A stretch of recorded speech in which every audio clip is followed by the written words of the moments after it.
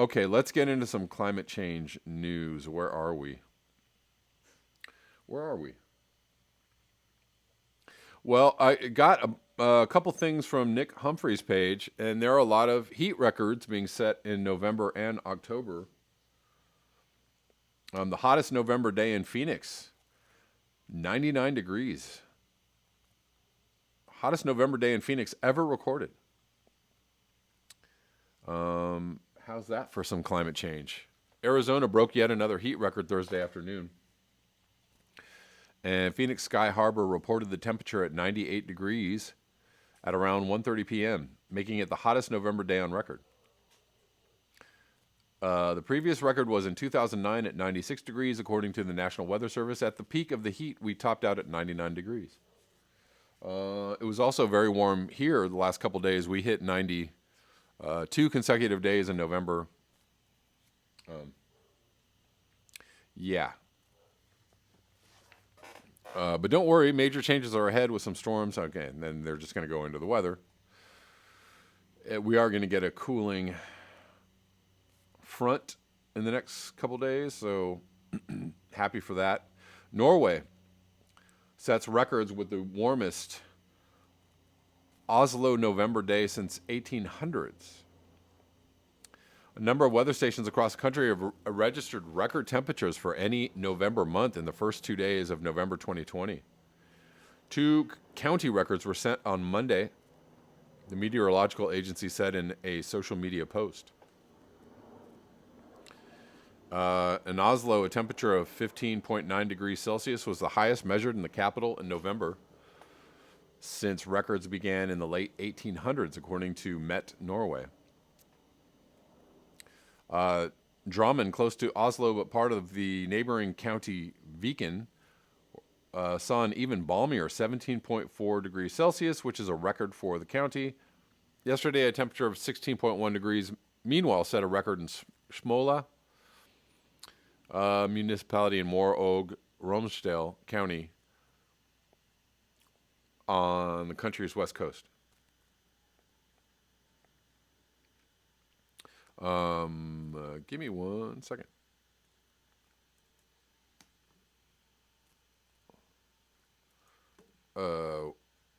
That is 17.4 Celsius is 63.32 Fahrenheit for those of you who are Celsius challenged. I'm Celsius challenged. Moving on.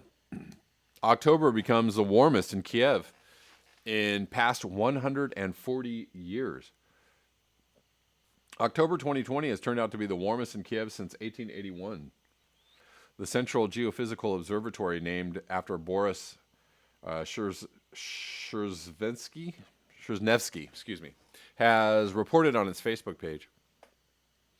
October 4th was the warmest day in Kiev when the maximum air temperature in the afternoon reached 22 C.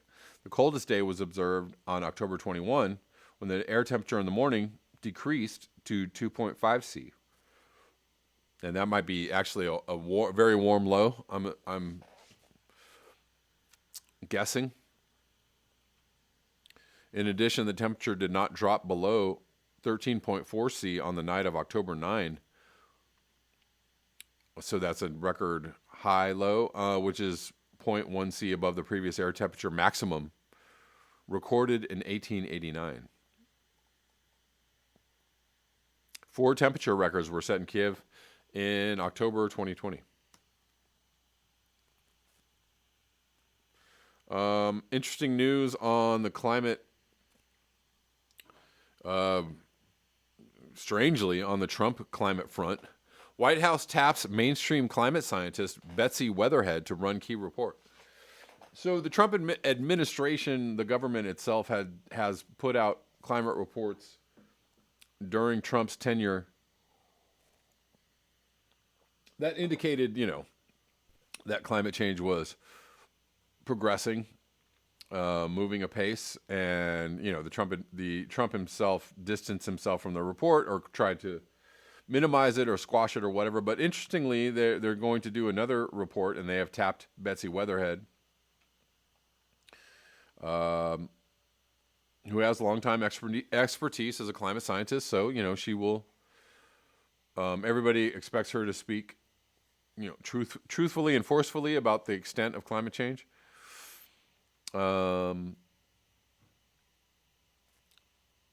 She has longtime expertise as a climate scientist within the tutorial and personal sectors, accepts human-induced climate change is going on, and is a critical bodily, ecological, and financial menace.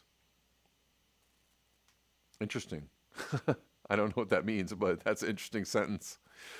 Her appointment stands in sharp distinction to two current high-level political hires on the National Oceanic and Atmospheric Administration, David Legates and Ryan Maui, who are on the file difficult. I guess they don't accept the seriousness of climate change. There's a strangely worded article. I don't know who wrote this or edited it, but it's very strange. Anyways, people are seeing this as good news for the climate on some level. Locally, very, very locally to me, large brush fire breaks out in San Dimas foothills. This is not very far from me. There were no homes immediately threatened. No evacuations had been issued. This just happened in the middle of the night. But as I said, it's been very, very hot here. This entire week has been in the mid to upper 80s, and then finally two days of 90-degree weather. So it's been very warm, and I'm sure that contributed to this fire starting. Good tweet. Moving on to this tweet from Peter Kalmus. It's nice to finally be able to criticize Dems on climate. It's nice to be able to finally criticize Dems on climate without all the "you are helping Trump" energy. I thought that was funny and apropos, and yeah, exactly. And that's kind of like part of the relief that I felt on some level today when people were announcing that Biden won, as I felt like, well, okay, now we can move into another phase of,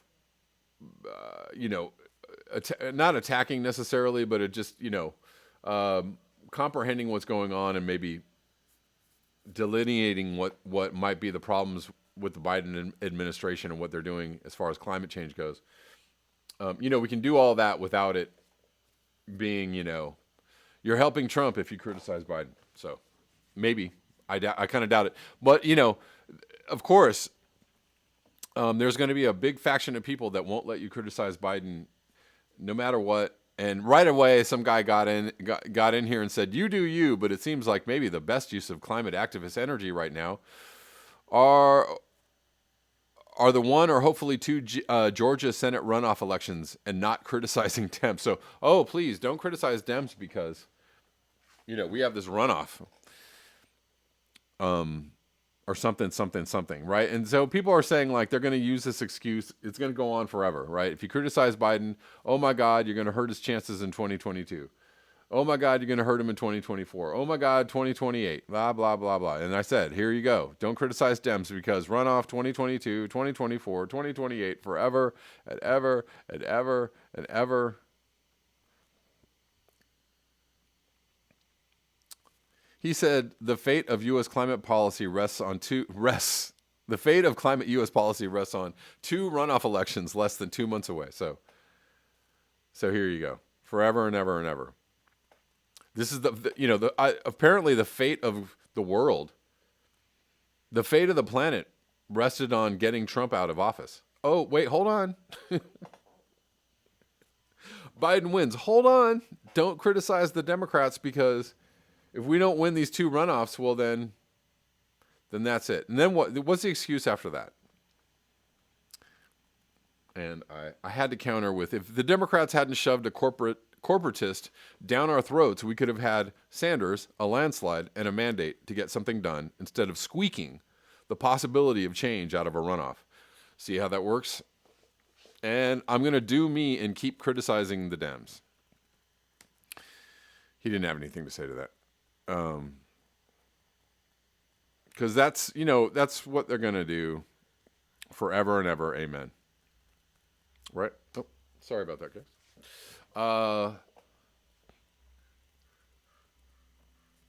I mean, yeah, 989 Big Boss, saying it succinctly, the fate of the planet was sealed long ago. And then that's why, this kind of kooky, like, it's all Trump's fault. The planet's dying. The fate of the planet rests in, it's a nail in the coffin. It's the end of the planet if Trump is reelected. Really? Methinks you don't understand climate change very well. But that's just me.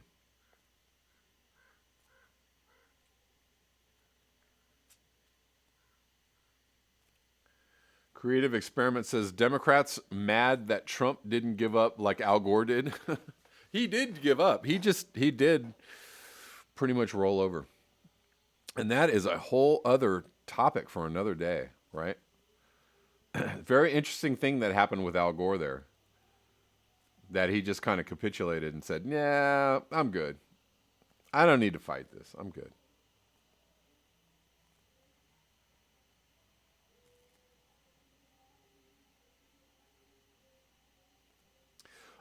We have a couple of more things to cover today in climate change news. Where are we? There's so much to talk about. This from New Scientist. Food production alone is set to push Earth past 1.5 C of warming. This is from yesterday. Greenhouse gas emissions from global food production will be enough to push Earth beyond an internationally agreed goal of limiting global warming to 1.5 C. Did I just see? Hold on one second. I'm gonna go find something real quick.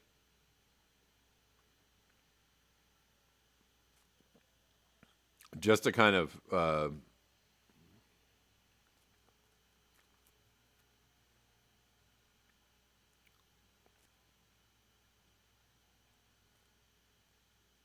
Oh yeah, here we go. I'm going to refer to this tweet here from Ben C.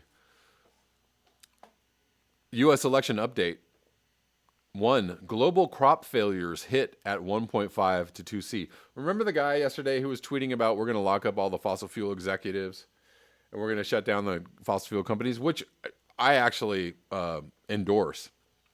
I endorse that message. However, when you do that, you got to realize that all those fossil fuels are being used to produce all the food for, 8 billion people on the planet, right? So if agriculture alone is going to push us to 1.5, here's what happens at 1.5. Global crop failures.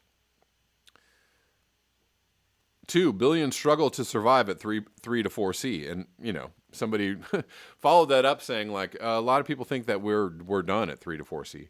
3, Earth uninhabitable at 5 to 6C. Well, certainly, indeed. He says 5 will reach 1.5 to 2C by 2030, if not sooner. The World Meteorological Organization said that that's a possibility within the next 5 years. We're currently heading for 3 to 4C by 2060. Yeah. and what's the under-over of that happening much, much sooner?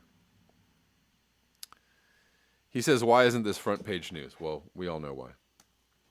Anyways, to go back to this article. Yeah, so at 1.5C, we're having major problems at 1.5C. However, just the greenhouse gas emissions from the food that we produce to keep 8 billion people, this starts to underscore the enormity of the problem. This starts to underscore the complications involved in dealing with climate change on a realistic level, right? And if you have people, shouting eugenics at the top of their lungs whenever you suggest that maybe people have less babies, or maybe we just consciously and compassionately deal with the idea of overpopulation. You have people just running, just screaming their head. Oh my God, you just can't even say anything. You can't even say the overpopulation word. If we can't even get past the use of certain words, how how could we possibly deal with the actual reality of climate change? I don't understand, but we'll see.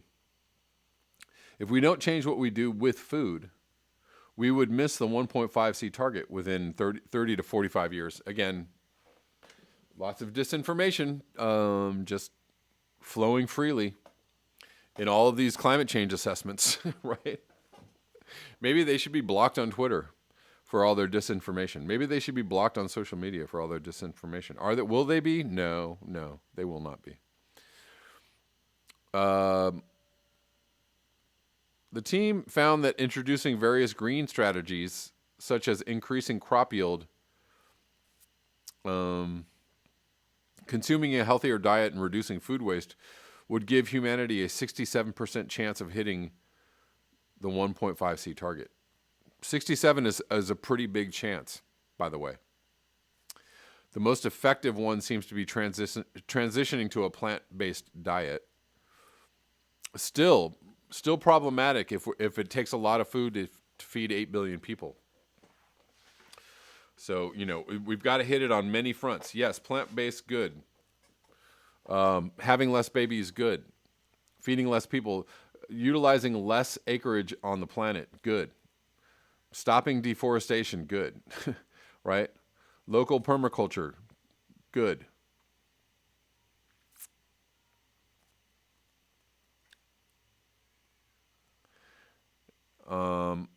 It's interesting that they talk about the problem with food without going one step farther, which is, food is a big contributor to greenhouse gas emissions, but why are we growing all this food? The necessity, the absolute, like locked in necessity of growing all this food, right? Nobody goes to the next step. Why is that?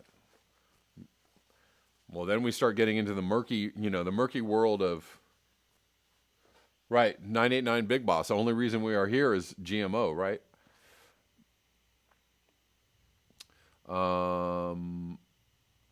Forcing Climate Info says McPherson is more right and has more guts than most all scientists. Well, yeah. If you're speaking the truth about climate change, you are running into, the civility politics of climate change. Oh, don't say those things because you're going to scare the children, right? And by children, I mean adults. Hey, there are many ways that you can support this channel: PayPal, Venmo, Square, Bitcoin, Etherium. All the links are in the description box below. You can also support me on Patreon for as little as $1. I post all the live streams there, so you can watch the full live streams